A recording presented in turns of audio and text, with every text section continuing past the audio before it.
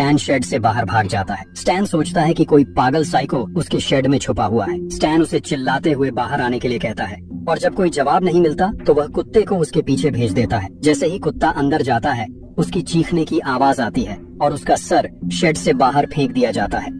इसे देख स्टैन इतना डर जाता है कि वो सीधा घर के अंदर भागता है एक हथियार लेने के लिए। तभी एलिस आता है और उसे डांटने लगता है। स्टैन अपने कुत्ते और उस पागल के बारे में बताता है, लेकिन एलिस को स्टैन की बातों पर यकीन नहीं होता। वो खुद जाकर देखने का फैसला करता है। स्टैन एलिस को समझाने की कोशिश करता है कि हमें पुलिस को बुलाना चाहिए, लेकिन एलिस नहीं सुनता। जब वो बाहर जाता है और अपने कुत्ते को मरा हुआ देखता है तो उसका दिल टूट जाता है। गुस्से में वो अपनी लाठी स्टैन को देता है और खुद एक लकड़ी का डंडा उठाकर शेड में घुस जाता है। कुछ देर तक बस सन्नाटा छाया रहता है। फिर एलिस शेड के अंदर से चिल्लाता है कि वहाँ कोई नहीं है, बस उसके कुत्ते की लाश है। लेकिन अचानक उसकी चीखें गूंज उठती हैं। वही अजीब और डरावनी आवाजें फिर से सुनाई देती हैं। इसके बाद आवाजें एकदम से बंद हो जाती हैं और एलिस गंभीर चोट के साथ दरवाजे से बाहर गिरता है। स्टैन अपने दादाजी की मदद करने की कोशिश करता है, लेकिन तभी वैम्पायर एलिस को खींचकर वापस शेड के अंदर ले जाता है और दरवाजा बंद करके उसे खत्म कर देता है। स्टैन बुरी तरह से डर जाता है। वो तुरंत शेड का दरवाजा एक डॉग चेन से लॉक कर देता है, लेकिन एलिस का खून दरवाजे के नीचे से बहता हुआ बाहर आता है। खौफ और सदमे में स्टैन भागते हुए घर जाता है और एलिस की रखी हुई बियर उठाकर पीने लगता है, जो उसने पहले कभी नहीं पी थी। स्टैन पुलिस को फोन करने की सोचता है, लेकिन उसे याद आता है कि वो पहले से ही प्रोबेशन पर है और यह सब उसके ऊपर आ सकता है। डर के मारे वो फोन छोड़ देता है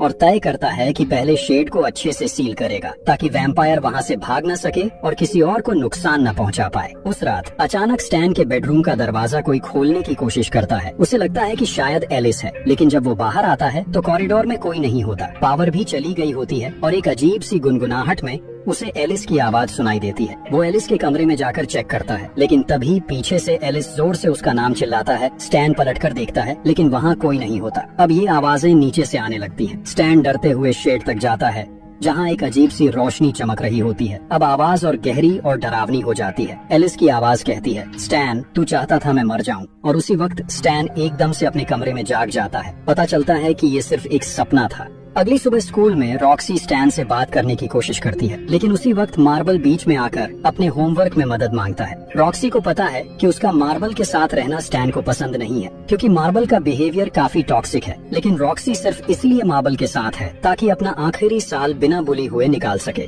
स्टैन को लगता है कि ये फैसले सिर्फ हाई स्कूल तक नहीं रुकते, बल्कि ये पूरी जिंदगी तक उनका पीछा करते हैं। उसके मन में बहुत कुछ चल रहा है और वो एलिस के साथ जो भी हुआ उसके बारे में कन्फेस करने का सोचता है। स्टैन फिर अपनी बात पूरी करने ही वाला होता है कि तभी डॉमर बीच में आ जाता है, जो स्टैन को इरिटेट कर देता है। गुस्से में स्टैन वहाँ